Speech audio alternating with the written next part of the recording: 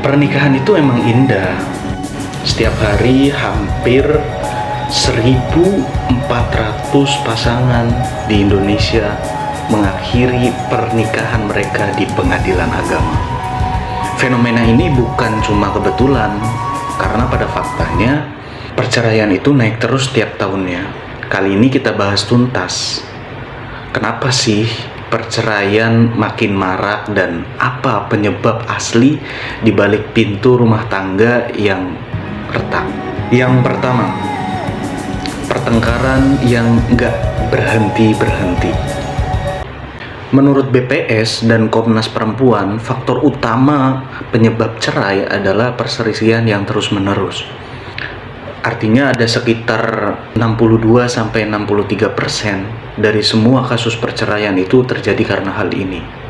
Bayangin, kalau setiap hari marahan dan gak ada solusi, ya wajar akhirnya memilih jalan untuk perceraian. Kemudian yang kedua, masalah ekonomi, dompet tipis, emosi juga tipis.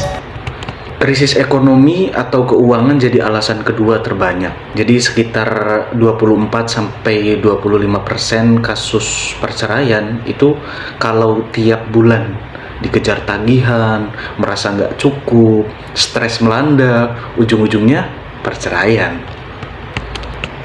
Yang ketiga adalah salah satu pasangan menghilang. Jadi faktor lain adalah meninggalkan salah satu pihak. Jadi sekitar 9% kasus perceraian itu bisa karena mungkin salah satunya itu kerja di luar kota, atau tidak ada komunikasi, atau salah satu tiba-tiba pergi tanpa ada kabar. Kepercayaan pun akhirnya runtuh di situ. Yang keempat adalah kekerasan dalam rumah tangga atau masalah sosial lainnya.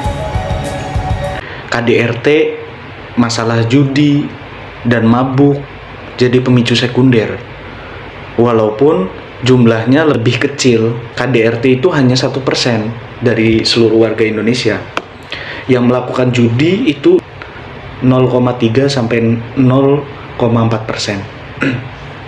Yang melakukan mabuk-mabukan itu 0,35%. Ini menunjukkan selain konflik dan duit, ada masalah serius lain yang bikin pernikahan itu berujung ke pengadilan.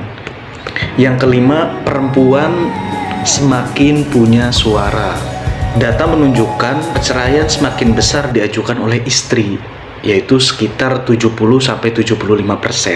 Artinya, perempuan sekarang lebih berani menyuarakan ketidakpuasan mereka. Jadi perempuan itu tidak hanya sekedar diam karena norma, tetapi dia berani untuk mengutarakan apa yang menurut mereka tidak sesuai.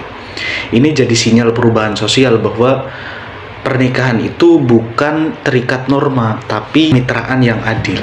Dan yang terakhir, yang keenam adalah munculnya kesadaran dan standar hidup baru. Selain itu, banyak orang mulai menuntut kesehatan emosional, pembagian beban, kemudian kualitas hidup dalam pernikahan. Kalau dulu menikah karena norma sosial, kini pernikahan karena cinta, dan kalau cinta nggak ada, ya dianggap bohong. Jadi sobat, cerai itu bukan cuma soal selingkuh, nafsu yang luntur, tapi kombinasi konflik sehari-hari. Tekanan ekonomi, hilangnya komunikasi, dan keberanian untuk bilang, aku juga punya aspirasi. Kalau kita mau ngurangin angka cerai, ya harus mulai dari belajar manajemen emosi, komunikasi efektif, dan membangun keseimbangan ekonomi di rumah tangga. Kalau kamu punya pengalaman, tips, atau cerita, tulis dong di kolom komentar.